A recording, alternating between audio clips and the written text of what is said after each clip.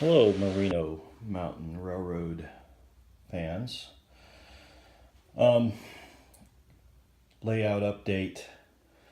Let me just start off with saying this is the third video I've created, and I haven't quite got my introduction figured out, so bear with me as we get further down the path here. I'm sure that I will develop a little more style. I'm not much of a video maker, although I've made a ton of videos for my other channel. We'll do the best we can here. So, quick update. This is, like I said, update number 3. And this is where we are. So this is the east end of the layout. And the climb track, or the climbing track in this curve, is all laid. And you can see I've actually got a couple locomotives on it. And I've been able to run it. I just tie into the end with my system right at the end of the rails here. And I've been able to test both sections of this track thus far. What happens here, and we can see it up on the plan. So the track starts about here, comes around, and this switch right here is the one I'm working on getting installed right now. And you can see that's where it's going to sit. And I'm using a Tam Valley micro switch machine and the micro singlet,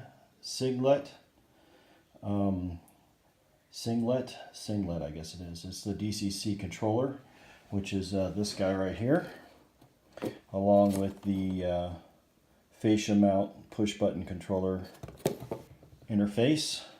And the reason I did my mounting that way is because you can see the hole is like 3.5 inches deep to the bottom side of this board. I know it's a lot of wasted foam, but hey, what are you gonna do? I'm kind of figuring it out as I go here. So what I did is I cut the top layer, I cut that section out, and then I went ahead and laminated a piece of wood to it, and then lined everything up and glued the switch to the roadbed, all nice and clean. And then I'm able to mount my switch out here in the land of the living where I can get at things. And when it's all done, I just kind of plop it in the hole, glue the rest in place, and I should be good to go. If I have to service it, at least now my holes are located, I can pull the thing out from underneath without a whole lot of struggle and go about my business. So, works pretty good. Works exactly as advertised, I should say. You can either use your fascia controller here and hit the button, and you'll see that the switch is going to throw. Or you can do it via your DCC unit, and I'm using a power cab. So just all I have to do is select my accessory and which one I'm throwing. And I'm going to go ahead and select item 1 here. Where are we? There we go. Terrible with the camera tonight. Item 1, and you can see that I go back and it throws perfectly to the 3 position. Here it is upside down. I'll just work it with the fascia switch.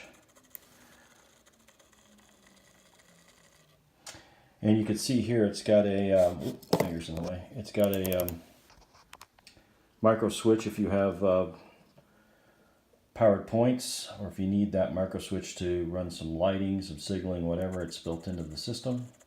And there we go the other way. So I'm getting ready to drop that in. It'll go in tonight. And then I'm going to start climbing again. So at this point, let's see, I'm 2.5 to the end of the white there, above the base layer. And everything is going to sit on a 1/2 inch riser. So I'm 2 inches at this point, and I'll be 2 3/4 when I get to here. And then I'm going to start my arc over towards,